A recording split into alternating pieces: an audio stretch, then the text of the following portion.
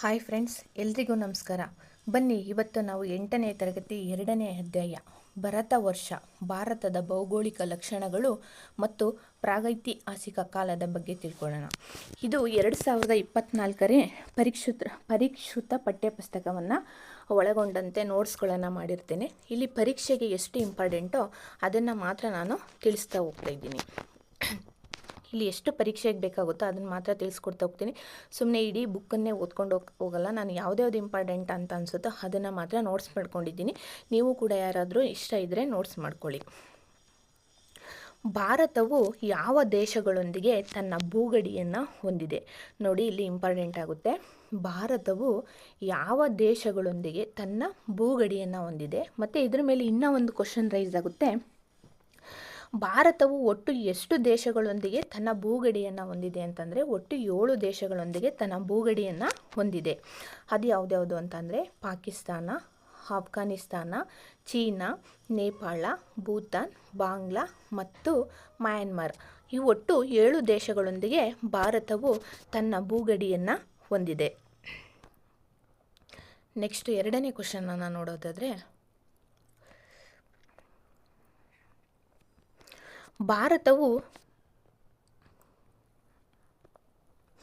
ಭಾರತವು ಹಿಂದೆ ಯಾವ ಹೆಸರುಗಳಿಂದ ಕರೆಯಲ್ಪಟ್ಟಿತು ಅಂತಂದರೆ, ಭಾರತ ಅಖಂಡವಾಗಿದ್ದಾಗ ಯಾವ ಹೆಸರುಗಳಿಂದ ಕರೆಯಲ್ಪಟ್ಟಿತು ಅಂತ ಅನ್ನೋದಾದರೆ, ಭಾರತವು ಭರತವರ್ಷ, ಭರತಖಂಡ, ಸಿಂಧೂ ದ್ವೀಪ, ಬೃಹತ್ ಭಾರತ ಮತ್ತು ಅಖಂಡ ಭಾರತ. ಭಾರತವು ಭರತವರ್ಷ, ಭರತಖಂಡ, ಸಿಂಧೂ ದ್ವೀಪ, ಬೃಹತ್ ಭಾರತ, ಅಖಂಡ ಭಾರತ ಮುಂತಾದ ಹೆಸರುಗಳಿಂದ ಏನಾಗ್ತಾಯಿತ್ತು, ಇದು ಕರೆಯಲ್ಪಟ್ಟಿತು. ಭಾರತದ ಒಟ್ಟು ನೆಕ್ಸ್ಟ್ ಕ್ವಶನ್, ಭಾರತದ ಒಟ್ಟು ರಾಜ್ಯಗಳು ಮತ್ತು ಕೇಂದ್ರಾಡಳಿತ ಪ್ರದೇಶಗಳು ಎಷ್ಟು ಅಂತಂದರೆ, ಭಾರತದಲ್ಲಿ ಒಟ್ಟು ಎಷ್ಟು ರಾಜ್ಯಗಳಿವೆ ಅಂತಂದರೆ 28 ರಾಜ್ಯಗಳು ಮತ್ತು 8 ಕೇಂದ್ರಾಡಳಿತ ಪ್ರದೇಶಗಳನ್ನು ನಾವು ನೋಡ್ಬೋದಾಗಿದೆ. ನೆಕ್ಸ್ಟ್ ಬಂದು ಯಾವ ರೀತಿ ಕ್ವಶನ್ ಬರುತ್ತೆ ಅಂದರೆ, ನಾನು ಇಲ್ಲಿ ಕೆಲವು ಕ್ವಶನ್ನ ಆಗುವಂಥದ್ದನ್ನ ಕ್ವಶನ್ ಮಾಡಿದ್ದೀನಿ. ಇಲ್ಲ ಡೈರೆಕ್ಟಾಗಿ ಯಾವ ಥರ ಪಾಯಿಂಟ್ಸ್ ಬರುತ್ತೆ ಅನ್ನೋದನ್ನು ನಾನು ಬರ್ಕೊಂತ ಹೋಗಿದ್ದೀನಿ. ಇದನ್ನು ನೀವು ನೋಡಿಕೊಂಡು ಸ್ವಲ್ಪ ನೋಟ್ಸ್ ಮಾಡ್ಕೊಳ್ಳಿ. ಭಾರತದ ಭೂರಚನೆಯು ಉತ್ತರದಲ್ಲಿ ಹಿಮಾಲಯ ಪರ್ವತ ಶ್ರೇಣಿಯನ್ನು, ನಮ್ಮ ಭಾರತದ ಭೂರಚನೆಯನ್ನು ತಗೊಂಡ್ರೆ ಇದು ಉತ್ತರದಲ್ಲಿ ಏನಾಗಿದೆ, ಹಿಮಾಲಯ ಪರ್ವತವನ್ನು, ನಮ್ಮ ಭಾರತದಲ್ಲಿ ಉತ್ತರದಲ್ಲಿ ಹಿಮಾಲಯ ಪರ್ವತ ಶ್ರೇಣಿಗಳನ್ನು ನೋಡ್ಬೋದು. ಸಮತಟ್ಟಾದ ಸಿಂಧೂ ಗಂಗಾ ಬಯಲು ಪ್ರದೇಶವನ್ನು ನೋಡ್ಬೋದು. ದಕ್ಷಿಣಕ್ಕೆ ಬಂದರೆ ದಕ್ಕನ್ ಪ್ರಸ್ಥಭೂಮಿಯನ್ನು ನೋಡ್ಬೋದು. ಹಾಗೆ ಕರಾವಳಿ ತೀರ ಪ್ರದೇಶಗಳನ್ನು ನೋಡ್ಬೋದಾಗಿದೆ. ಉತ್ತರದ ನೆಕ್ಸ್ಟ್ ಬಂದು, ಉತ್ತರದ ಹಿಮಾಲಯ ಪರ್ವತ ಶ್ರೇಣಿಯು ಜಗತ್ತಿನಲ್ಲೇ ಅತ್ಯಂತ ಎತ್ತರವಾದ, ನೋಡಿ ಉತ್ತರದ ಹಿಮಾಲಯ ಪರ್ವತ ಶ್ರೇಣಿ ಇದೆಯಲ್ಲ, ಇಲ್ಲಿ ಜಗತ್ತಿನಲ್ಲೇ ಅತ್ಯಂತ ಎತ್ತರವಾದ ಶಿಖರಗಳನ್ನು ನಾವು ನೋಡಬಹುದಾಗಿದೆ. ಇವು ಏನಾಗಿವೆ ಅಂತಂದರೆ, ಇವು ಭಾರತದ ಸುರಕ್ಷತೆ ಹಾಗೂ ಭದ್ರತೆಯನ್ನು ಕಾಯ್ದಿರಿಸಲು ಸಹಾಯಕವಾಗಿವೆ. ಯಾವುವು ಅಂತಂದರೆ, ಉತ್ತರದ ಹಿಮಾಲಯ ಪರ್ವತ ಶ್ರೇಣಿಗಳೇನಾಗಿವೆ, ಇವು ನಮ್ಮ ಭಾರತದ ಸುರಕ್ಷತೆ ಹಾಗೂ ಭದ್ರತೆಯನ್ನು ಕಾಪಾಡಲು ಸಹಾಯಕವಾಗಿವೆ. ಈ ರೀತಿಯಾಗಿ ಉತ್ತರದ ಹಿಮಾಲಯ ಪರ್ವತಗಳಿಂದ ನಮ್ಮ ಭಾರತಕ್ಕೆ ಯಾವುದೇ ರೀತಿ ಕೂಡ ಹಾನಿಯಾಗಿಲ್ಲ. ಆದರೆ ಈ ವಾಯುವ್ಯ ಭಾರತದಲ್ಲಿನ ಬೋಲಾನ್, ನೋಡಿ ಇದು ಇಂಪಾರ್ಟೆಂಟ್ ಆಗುತ್ತೆ. ವಾಯುವ್ಯ ಭಾರತದಲ್ಲಿನ ಬೋಲಾನ್ ಮತ್ತು ಖೈಬರ್ ಕಣಿವೆ ಮಾರ್ಗಗಳ ಮೂಲಕ ಹೆಚ್ಚಾಗಿ ದಾಳಿಗಳು ಸಂಭವಿಸಿದೆ. ಉತ್ತರದಲ್ಲಿ ಹಿಮಾಲಯ ಪರ್ವತಗಳು ರಕ್ಷಣೆಯನ್ನು ನೀಡ್ತಾ ಇದ್ದೇವೆ. ಹಾಗಾಗಿ ಇಲ್ಲಿ ಯಾವುದೇ ರೀತಿಯ ದಾಳಿಗಳು ಕೂಡ ಸಂಭವಿಸಿಲ್ಲ. ನೆಕ್ಸ್ಟ್ ಬಂದು ನಮ್ಮ ಭಾರತದ ಬಗ್ಗೆ ತಿಳ್ಕೊಳ್ಳೋದ್ರೆ, ನರ್ಮದಾ ನದಿ ಬರುತ್ತೆ. ಈ ನರ್ಮದಾ ನದಿಯು ಭಾರತವನ್ನು 2 ಭಾಗಗಳನ್ನಾಗಿ ವಿಂಗಡಿಸಿದೆ. ನಮ್ಮ ಭಾರತವನ್ನು ಯಾವ ನದಿ 2 ಭಾಗಗಳಾಗಿ ವಿಂಗಡಿಸಿದೆ ಅಂತಂದರೆ, ನರ್ಮದಾ ನದಿಯು ಭಾರತವನ್ನು 2 ಭಾಗಗಳಾಗಿ ವಿಂಗಡಿಸಿದೆ. ಉತ್ತರದ ಎತ್ತರ ಪ್ರದೇಶ ಅಥವಾ ಮಾಳ್ವ ಪ್ರಸ್ಥಭೂಮಿ ಹಾಗೂ ದಕ್ಕನ್ ಪ್ರಸ್ಥಭೂಮಿ. ಉತ್ತರಕ್ಕೆ ಹೋದರೆ ಉತ್ತರದ ಎತ್ತರ ಪ್ರದೇಶ ಅಥವಾ ಮಾಳ್ವ ಪ್ರಸ್ಥಭೂಮಿ ಅಂತ ಕರಿಬೋದು. ದಕ್ಷಿಣಕ್ಕೆ ಬಂದರೆ ದಕ್ಕನ್ ಪ್ರಸ್ಥಭೂಮಿಯಾಗಿದೆ. ಇಲ್ಲಿ ಮೌರ್ಯರು ಮತ್ತು ಗುಪ್ತರು, ಯಾರು ಅಂತಂದರೆ ಮೌರ್ಯರು ಮತ್ತು ಗುಪ್ತರು ಈ ಭಾಗದಲ್ಲಿ ಆಳ್ವಿಕೆಯನ್ನು ಮಾಡಿರ್ತಾರೆ. ನೆಕ್ಸ್ಟ್ ನಾವು ಭಾರತದ ಬಗ್ಗೆ ತಿಳ್ಕೊಳ್ಳೋದಾದರೆ, ಕರಾವಳಿಗಳ ಬಗ್ಗೆ ಬರುತ್ತೆ. ಭಾರತದ ಕರಾವಳಿಯು, ನಮ್ಮ ಕರಾವಳಿ ಉದ್ದ ನೋಡಿ, ಇದು ಇಂಪಾರ್ಟೆಂಟ್ ಆಗುತ್ತೆ. ಎಷ್ಟು ಇದೆ? ಭಾರತದ ಕರಾವಳಿಯು 6100, ಎಷ್ಟು? ಇದು ಇಂಪಾರ್ಟೆಂಟ್ ಆಗುತ್ತೆ ನೋಡಿ, ಇದನ್ನು ಚೆನ್ನಾಗಿ ಗಮನ ಇಟ್ಕೊಳ್ಳಿ. ಭಾರತದ ಕರಾವಳಿಯು 6100 ಕಿಲೋಮೀಟರ್ ವಿಸ್ತಾರವಾಗಿದೆ. ಎಷ್ಟು ಅಂದರೆ 6100 ಕಿಲೋಮೀಟರ್ ವಿಸ್ತಾರವಾಗಿದ್ದು, ಇದನ್ನು ಕೂಡ ನಾವು ಪೂರ್ವ ಕರಾವಳಿಯನ್ನು, ಕೋರಮಂಡಲ ತೀರ, ಪೂರ್ವ ಕರಾವಳಿಯನ್ನು ಏನಂತ ಕರಿತೀವಿ? ಕೋರಮಂಡಲ ತೀರ ಅಥವಾ ಉತ್ಕಲ ತೀರ ಅಂತೇಳಿ ಕರಿತೀವಿ. ಮತ್ತು ಪಶ್ಚಿಮ ಕರಾವಳಿಯನ್ನು ನಾವು ಕೊಂಕಣ ತೀರ ಮತ್ತು ಮಲಬಾರ್ ತೀರ ಅಂತೇಳಿ ಕರಿತೀವಿ. ಈ ಪೂರ್ವ ಕರಾವಳಿ ಮತ್ತು ಪಶ್ಚಿಮ ಕರಾವಳಿಯನ್ನು ನಾವು, ಪೂರ್ವ ಕರಾವಳಿಯನ್ನು ಕೋರಮಂಡಲ ತೀರ ಅಥವಾ ಉತ್ಕಲ ತೀರ ಅಂತ ಕರಿತೀವಿ. ಪಶ್ಚಿಮ ಕರಾವಳಿಯನ್ನು ಕೊಂಕಣ ತೀರ ಮತ್ತು ಮಲಬಾರ್ ತೀರವೆಂದು ಕರೆಯಲಾಗಿದೆ. ನೆಕ್ಸ್ಟು ನಾವು ಎರಡನೇ ಅಧ್ಯಾಯಕ್ಕೆ ಬಂದರೆ ಪ್ರಾಗೈತಿಹಾಸಿಕ ಕಾಲ ಅಥವಾ ಚರಿತ್ರೆಯ ಪೂರ್ವಕಾಲ ಅಂಥೇಳಿ ಇದ್ರ ಬಗ್ಗೆ ತಿಳ್ಕೊತಾ ಹೋಗೋಣ.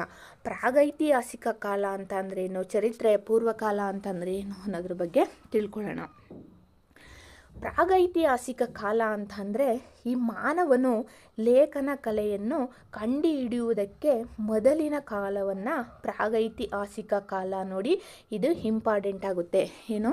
ಪ್ರಾಗೈತಿಹಾಸಿಕ ಕಾಲ ಅಂತಂದರೆ ಏನು ಅಂದರೆ ಮಾನವನು ಲೇಖನ ಕಲೆಯನ್ನು ಅಂದರೆ ಅವನು ಬರವಣಿಗೆಯ ಕಲೆಯನ್ನು ಕಂಡುಹಿಡಿಯುವುದಕ್ಕೆ ಮೊದಲಿನ ಕಾಲವನ್ನು ನಾವು ಪ್ರಾಗೈತಿಹಾಸಿಕ ಕಾಲ, ಏನೋ ಇಲ್ಲಿ ಲೇಖನ ಕಲೆ ಅನ್ನೋದು ಇಂಪಾರ್ಟೆಂಟ್ ಆಗುತ್ತೆ.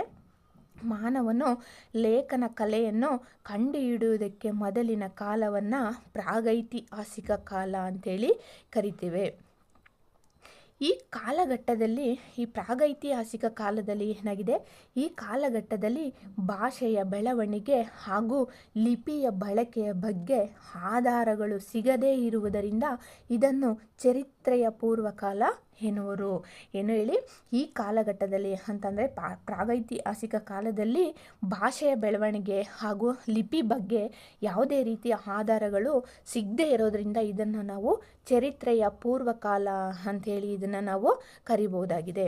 ನೆಕ್ಸ್ಟ್ ಬಂದರೆ ಇನ್ನು ಏನು ಕ್ವಶನ್ ಇದ್ರ ಮೇಲೆ ಎರಡನೇ ಲೆಸನ್ನಲ್ಲಿ ಬರುತ್ತೆ ಅನ್ನೋದಾದರೆ, ಚರಿತ್ರೆಯ ಪ್ರಾಗೈತಿಹಾಸದ ಕಾಲದಲ್ಲಿ ಇದ್ದಂತಹ ಮಾನವರು ಹೇಗೆ ತಮ್ಮ ಬದುಕನ್ನು ಸಾಗಿಸ್ತಾ ಇದ್ರು ಅನ್ನೋದ್ರ ಬಗ್ಗೆ ಬರುತ್ತೆ. ನಾನು ಪ್ರತಿಯೊಂದು ಬುಕ್ಕನ್ನು ಓದಿ ಅದರಲ್ಲಿ ಯಾವುದು ಇಂಪಾರ್ಟೆಂಟ್ ಅನಿಸುತ್ತೋ ಅದನ್ನು ಮಾತ್ರ ತಿಳಿಸುವಂಥ ಪ್ರಯತ್ನವನ್ನು ಮಾಡ್ತಾ ಇದ್ದೀನಿ.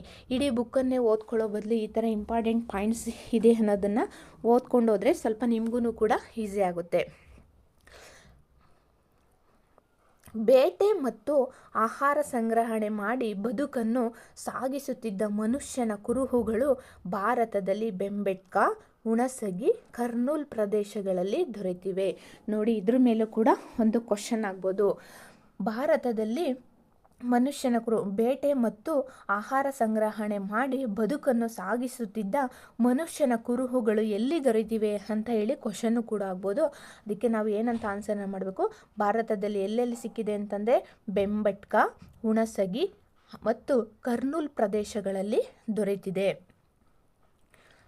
ನೆಕ್ಸ್ಟ್ ಇದ್ರ ಮೇಲೆ ಇನ್ನೂ ಏನು ಕ್ವಶನ್ ಬರುತ್ತೆ ಅಂತಂದರೆ ಬೂದಿಯ ಬಗ್ಗೆ ಕುರುಹುಗಳು ಬರುತ್ತೆ. ಅದು ಎಲ್ಲಪ್ಪ ಸಿಗುತ್ತೆ ನಮಗೆ ಕುರುಹುಗಳು ಅಂತಂದರೆ ಕರ್ನೂಲಿನ ಗವಿಗಳಲ್ಲಿ ಬೂದಿಯ ಕುರುಹುಗಳು ದೊರೆತಿವೆ. ಎಲ್ಲಿ ಸಿಕ್ಕಿವೆ ನಮಗೆ ಬೂದಿಯ ಕುರುಹು? ಇದನ್ನು ಒಂದು ಕ್ವಶನ್ ಕೇಳ್ಬೋದು.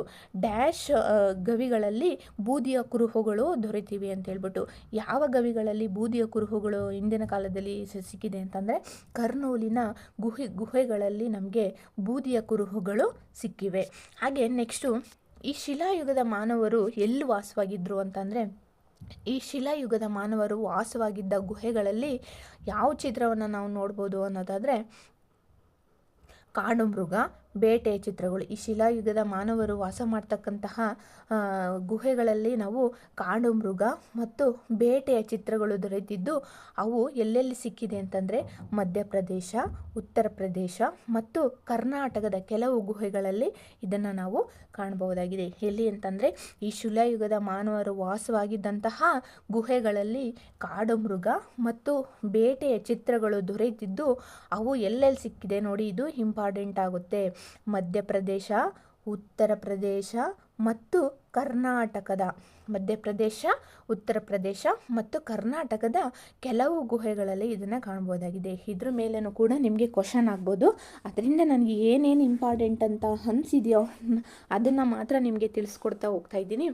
ಶಿಲಾಯುಗದ ಮಾನವರು ವಾಸವಾಗಿದ್ದ ಗುಹೆಗಳಲ್ಲಿ ಕಾಡು ಮೃಗ ಮತ್ತು ಬೇಟೆಯ ಚಿತ್ರಗಳು ದೊರೆತಿದ್ದು ಅವುಗಳನ್ನ ನಾವು ಎಲ್ಲಿ ಕಾಣ್ಬೋದು ಅಂತಂದರೆ ಮಧ್ಯಪ್ರದೇಶ, ಉತ್ತರ ಪ್ರದೇಶ ಮತ್ತು ಕರ್ನಾಟಕದ ಕೆಲವು ಗುಹೆಗಳಲ್ಲಿ ಇದನ್ನು ನಾವು ಏನು ಮಾಡ್ಬೋದು, ಕಾಣ್ಬೋದಾಗಿದೆ. ನೆಕ್ಸ್ಟ್ ಬಂದು ಯಾವ ಥರ ನಮಗೆ ಕ್ವಶನ್ ರೈಸ್ ಆಗುತ್ತೆ ನೆಕ್ಸ್ಟು ಅಂತ ಹೇಳಿದರೆ, ಇದರಲ್ಲಿ ಬಂದು ಚರಿತ್ರೆಯ ಪೂರ್ವ ಹಂತಗಳ ರೇಖಾಚಿತ್ರ ಅಂತ ಒಂದಿದೆ. ಇದರಲ್ಲಿ ನಾವು ಯಾವುದಿದೆ, ಈ ಪ್ರಾಗೈತಿಹಾಸಿಕ ಕಾಲ ಅಥವಾ ಚರಿತ್ರೆಯ ಪೂರ್ವಕಾಲ ಇದೆಯಲ್ವಾ, ಇದನ್ನು ನಾವು 3 ಹಂತಗಳಾಗಿ ಇದನ್ನು ನೋಡ್ಬೋದು.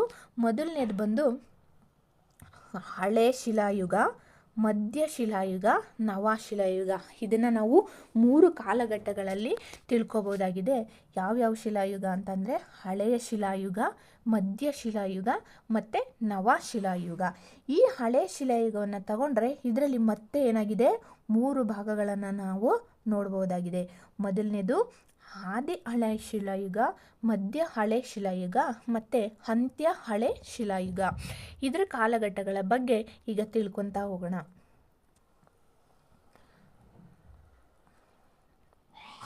ಈ ಹಳೆ ಶಿಲಾಯುಗ ಬರುತ್ತಲ್ಲ ಫಸ್ಟು, ಇದರ ಕಾಲವು 2 ಮಿಲಿಯನ್ ವರ್ಷದಿಂದ ಸುಮಾರು 12,000 ವರ್ಷದವರೆಗೆ ವಿಸ್ತರಿಸಿದೆ. ಎಷ್ಟು ಅಂತಂದರೆ ಹಳೆ ಶಿಲಾಯುಗದ ಕಾಲವು 2 ಮಿಲಿಯನ್ ವರ್ಷದಿಂದ ಸುಮಾರು 12 ವರ್ಷದವರೆಗೆ ವಿಸ್ತರಿಸಿದೆ. ಇದನ್ನು ನಾನು ಮೊದಲೇ ಹೇಳ್ದಂಗೆ ಇದನ್ನು ಆದಿ ಹಳೆ ಶಿಲಾಯುಗ, ಮಧ್ಯ ಹಳೆ ಶಿಲಾಯುಗ ಮತ್ತು ಅಂತ್ಯ ಹಳೆ ಶಿಲಾಯುಗ ಎಂದು ವಿಂಗಡಿಸಲಾಗಿದೆ. ಯಾವುದನ್ನು, ಹಳೆಯ ಶಿಲಾಯುಗವನ್ನು ನಾವು ಆದಿ, ಮಧ್ಯ ಮತ್ತು ಅಂತ್ಯ ಹಳೆ ಶಿಲಾಯುಗ ಅಂತ ಹೇಳಿ ನಾವು ವಿಂಗಡಿಸ್ಬೋದಾಗಿದೆ. ಇದ್ರ ಕಾಲಮಾನ ಎಷ್ಟಿದೆ ಅಂತಂದರೆ 2 ಮಿಲಿಯನ್, ನೋಡಿ ಎಷ್ಟಿದೆ, 2 ಮಿಲಿಯನ್ ವರ್ಷದಿಂದ ಸುಮಾರು 12,000 ವರ್ಷದವರೆಗೆ ವಿಸ್ತರಿಸಿದೆ. ಯಾವುದು ಅಂದರೆ ಹಳೆ ಶಿಲಾಯುಗ. ಇದನ್ನು ನಾವು ಆದಿ ಹಳೆ ಶಿಲಾಯುಗ, ಮಧ್ಯ ಹಳೆ ಶಿಲಾಯುಗ ಮತ್ತು ಅಂತ್ಯ ಹಳೆ ಶಿಲಾಯುಗ ಅಂಥೇಳಿ ವಿಂಗಡಿಸ್ಬೋದಾಗಿದೆ. ನೆಕ್ಸ್ಟ್ ಬಂದು ಸುಮಾರು 12,000 ವರ್ಷಗಳಿಂದ, ಎಷ್ಟು, ಸುಮಾರು 12,000 ವರ್ಷಗಳಿಂದ ಸುಮಾರು 10,000 ವರ್ಷದವರೆಗಿನ ಕಾಲವನ್ನು ಮಧ್ಯ ಶಿಲಾಯುಗವೆಂದು ಕರೆಯುತ್ತಾರೆ. ನೋಡಿ, ಇದು ಇಂಪಾರ್ಟೆಂಟ್ ಆಗುತ್ತೆ. ಈ ಮಧ್ಯ ಶಿಲಾಯುಗದ ಬಗ್ಗೆ ಸುಮಾರು ಎಷ್ಟು, 12 ವರ್ಷದಿಂದ ಹಿಡಿದು ಸುಮಾರು 10 ವರ್ಷದವರೆಗಿನ ಕಾಲವನ್ನು ಮಧ್ಯ ಶಿಲಾಯುಗ ಅಂಥೇಳಿ ಕರೆಯುತ್ತೇವೆ. ಈ ಕಾಲದ ಆಯುಧಗಳು, ನೋಡಿ ಇದೊಂದು ಸ್ವಲ್ಪ ಇಂಪಾರ್ಟೆಂಟ್ ನಿಮಗೆ. ಈ ಕಾಲದ ಆಯುಧಗಳು ಅತಿ ಚಿಕ್ಕದಿದ್ದು ಈ ಕಾರಣಕ್ಕಾಗಿ ಸೂಕ್ಷ್ಮ ಶಿಲಾಯುಧಗಳೆಂದು ಕರೆಯುತ್ತಾರೆ. ಈ ಕಾಲದಲ್ಲಿ ಇವರು ಬಳಸ್ತಾ ಇದ್ದಕ್ಕಂತಹ ಆಯುಧಗಳೇನಾಗ್ತವೆ, ಅತಿ ಚಿಕ್ಕವಿರ್ತವೆ. ಅದರಿಂದ ಈ ಕಾರಣಕ್ಕಾಗಿ ಸೂಕ್ಷ್ಮ ಶಿಲಾಯುಧ ಈ ಕಾಲಘಟ್ಟವನ್ನು, ಮಧ್ಯಕಾಲಯುಗವನ್ನು ನಾವು ಮಧ್ಯ ಶಿಲಾಯುಗವನ್ನು ಸೂಕ್ಷ್ಮ ಶಿಲಾಯುಧಗಳ ಯುಗ ಅಂತೇಳಿ ಕರಿತೀವಿ, ಅಂಥೇಳಿ ಕರಿತಾ ಹೋಗ್ತೇವೆ. ನೆಕ್ಸ್ಟ್ ಬಂದು ನವಶಿಲಾಯುಗದ ಬಗ್ಗೆ ತಿಳ್ಕೊಳ್ಳೋಣ.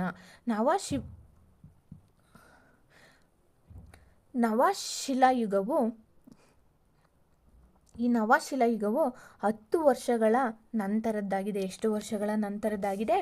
ಸುಮಾರು 10 ವರ್ಷಗಳ ನಂತರದ್ದಾಗಿದೆ. ಈ ಕಾಲದ ಆಯುಧಗಳು ಹೊಳಪಿನಿಂದ ಕೂಡಿರ್ತವೆ. ಹೇಗಿರ್ತವೆ? ಹೊಳಪಿನಿಂದ ಕೂಡಿದ್ದು ಹರಿತವಾದ ಹಲಗನ್ನು ಹೊಂದಿದ್ದವು.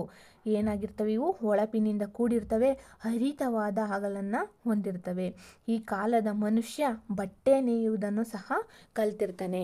ಯಾರು? ನವಶಿಲಾಯುಗದ ಮನುಷ್ಯ ಏನು ಮಾಡಿರ್ತಾನೆ?